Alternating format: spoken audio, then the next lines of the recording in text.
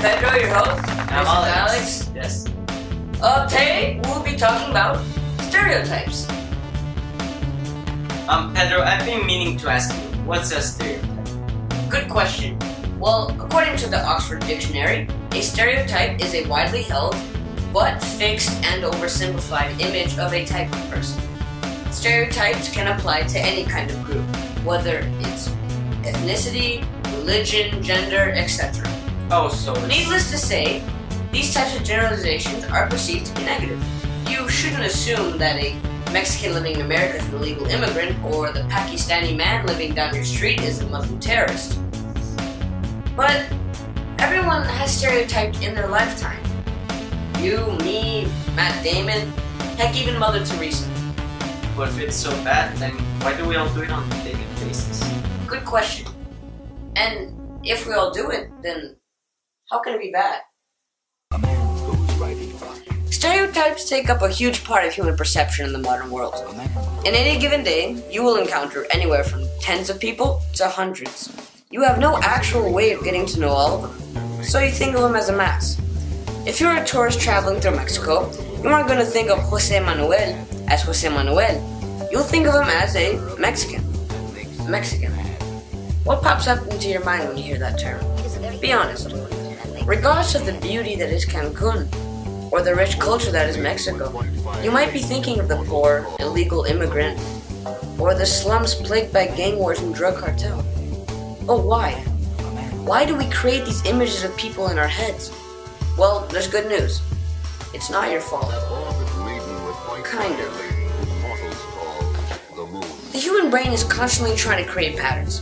It's our brain's way of making sense of things. For example, in mathematics, we categorize numbers to make sense of them. Integers, fractions, odd numbers, even numbers, etc. Our brain tries to categorize situations based on previous experiences or influences in order to understand consequences and thus avoid danger.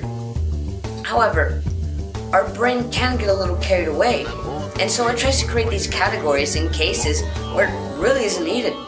Though categorizing may work in the world of mathematics, it doesn't in the world of human interaction. What we commonly know as stereotyping is our brain's way of understanding a group of individuals. However, since we do not belong to that group, we think of that group as a mass.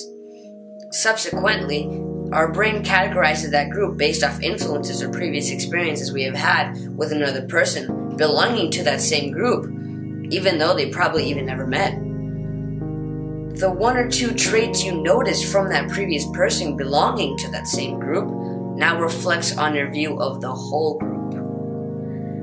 This is the broad generalization that is infamously known as stereotyping. So, stereotyping is basically a natural response our brains have to make decisions. But does that make it okay? I mean, how many people have you seen getting hurt by stereotypes? A lot. Stereotypes are harmful when they lead to discrimination and prejudice, as well as make a person believe the wrong idea.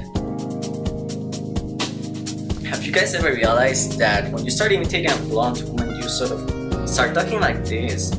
Well, not all blonde women speak that way. I mean, women with blonde hair are also not stupid.